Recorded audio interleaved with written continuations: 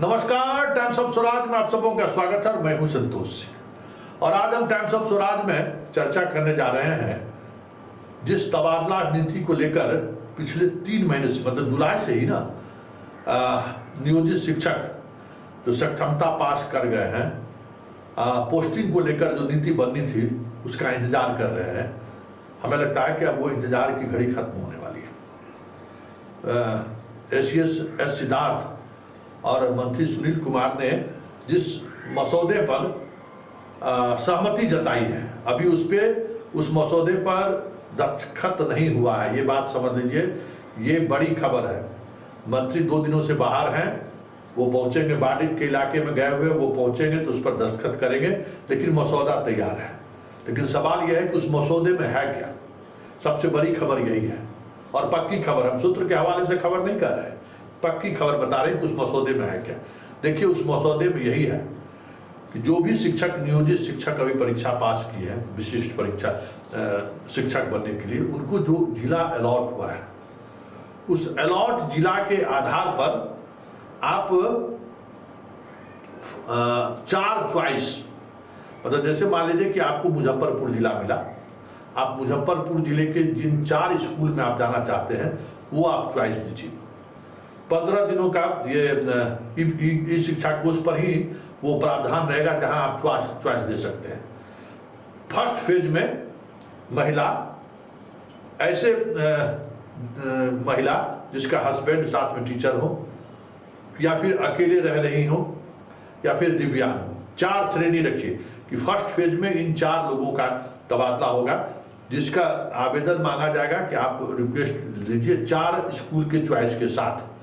और 15 दिन का ये समय होगा, मतलब आप समझ जाइए कि ये प्रक्रिया शुरू होने में हो सकता है कि दुर्गा पूजा के बाद शुरू हो और ये प्रक्रिया चलेगी। आप चॉइस दीजिएगा, चॉइस देने के बाद सब कुछ ट्रांसफर पोस्टिंग पटना से ही होगा, इसमें जिला का कोई योगदान नहीं रहेगा, ये भी समझ लीजिए। और ये सारी पोस्टिंग की प्रक्रिया जब पूरी हो जाएगी तो शेष जो शिक्षक बचेंगे उनसे भी उनका चॉइस पूछा जाएगा। जितने पुरुष शिक्षक हैं उनसे, जिनको जो जिला आधार नॉमिनेट हुआ है, जहां काउंसलिंग हुआ है जिस जिले में, उस जिले का 4 स्कूल का उनको चॉइस पूछा जाएगा। उन 4 स्कूल में से किसी एक स्कूल में आपकी पोस्टिंग होगी। ये जो एस सिद्धार्थ और सुनील कुमार शिक्षा मंत्री का जो तबादला नीति है, वो नीति यही है। और इसके लिए कैबिनेट में जाने की जरूरत नहीं है। सरकार ने ये नीतिगत निर्णय लिया है। 2020 के नियमावली के आधार पर ही इसको अलग तरीके से कह सकते हैं कि प्रशासकीय कार्य के माध्यम से इसका नोटिफिकेशन वो विभाग की तरफ से जारी हो जाएगी, कैबिनेट में जाने की जरूरत नहीं है। दूसरी बात, जो महत्वपूर्ण बात है, कि जब तक ये प्रक्रिया पूरी नहीं होगी, पाठक ने जो क्लॉज लगा दिया है ना कि जब तक आप नए विद्यालय में पोस्टिंग में आप ज्वाइन नहीं कीजिएगा तब तक आप विशिष्ट शिक्षक नहीं बनिएगा। ये भी तय समझिए कि आपके चॉइस मांगा और उस दिन से आप विशिष्ट शिक्षक हो गए, ऐसा नहीं है। आपकी पोस्टिंग जहां होगी ज्वाइन कीजिएगा और उस दिन से आप विशिष्ट शिक्षक होंगे।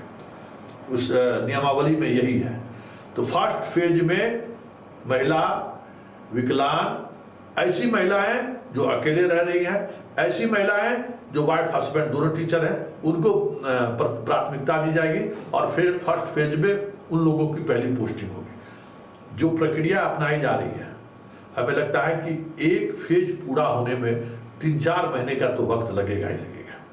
और उसके बाद फिर फेज सेकेंड में तमाम शिक्षकों का आप वही इकोस पर आप अपना चॉइस दीजिए और उस चॉइस के आधार पर आपको पोस्टिंग दी जाएगी।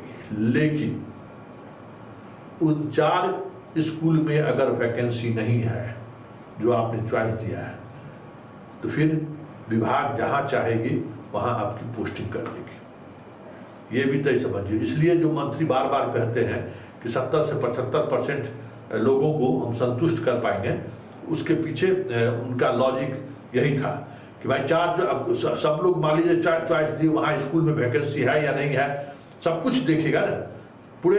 और पूरे इन प्रक्रिया को रैंडमाइजेशन के तहत नहीं पोस्टिंग होगी, ये भी समझ लीजिए कि आपके चॉइस के आधार पर पोस्टिंग होगी। तो उस पर पूरा अध्ययन होगा, एक एक वैकेंसीज पर अध्ययन होगा। तो ये कितना डिफिकल्ट है आप समझ सकते हैं। और आप ये भी समझ सकते हैं कि 2020 में जो नियमावली बना ट्रांसफर पोस्टिंग का, वो आज तक इम्प्लीमेंट नहीं हुआ। ये भी आप समझ रहे होंगे। शिक्षा विभाग है और जहाँ सुनील बाबू और एस सिद्धार्थ दोनों हैं, तो नियमावली बनाने में कितना समय लगा के देखिए लीजिए। नियमावली नोटिफिकेशन होने जा रहा है, लेकिन चलते चलते एक और पेज समझ लीजिए।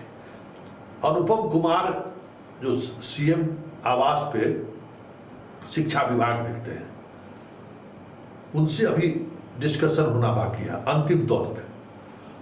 एस सिद्धार्थ सीनियर है तो इनको लगता है कि हम डिस्कशन क्या हम कह देंगे तो मोहर लग जाएगा, लेकिन वहाँ डिस्कशन होना बाकी है। मतलब सीएम से इस पर सहमति ले, भाई कुछ भी आप इस तरीके का निर्णय लीजिएगा तो सीएम की जानकारी के बगैर थोड़ी लीजिएगा। तो सीएम की जानकारी मतलब अनुपम से आपको इस बात पर मोहर लगानी होगी। अब देखिए ये कब जारी होता है, अभी तक उस पर मोहर विभाग की तरफ से नहीं लगा है।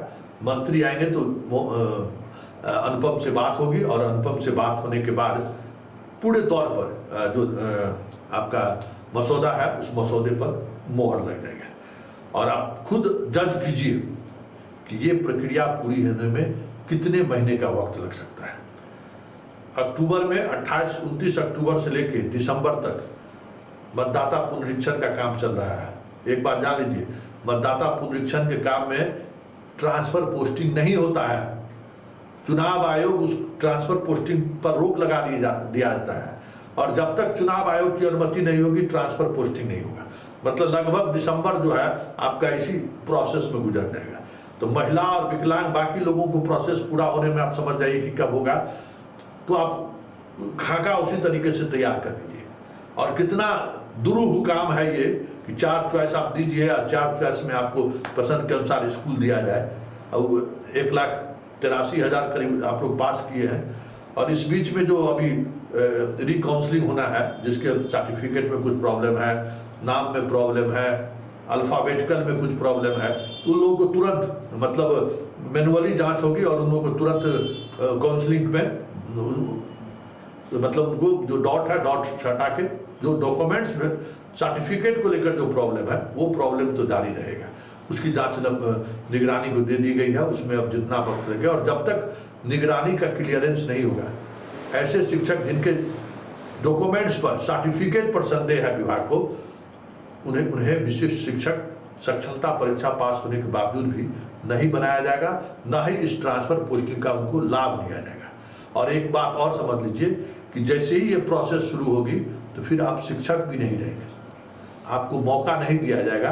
अब आप स्वतः सेवा से किसी भी समय निगरानी के रिकमेंडेशन पर, निगरानी का अपना है ही कि कौन सा इस कॉलेज मान्यता प्राप्त है, कौन सा कॉलेज मान्यता प्राप्त नहीं है, कहाँ से आप सर्टिफिकेट लिए हैं, हाई कोर्ट का क्या जजमेंट है, सुप्रीम कोर्ट का क्या जजमेंट, उसकी पूरी कॉपी विभाग के पास पहुंची हुई है। जैसे ही उसके दायरे में आप आए, आपकी सेवा तत्काल समाप्त कर दी जाएगी। तो ये तैयारी है। अब देखिए इस तैयारी को मूर्त रूप देने में कितना वक्त लगता है।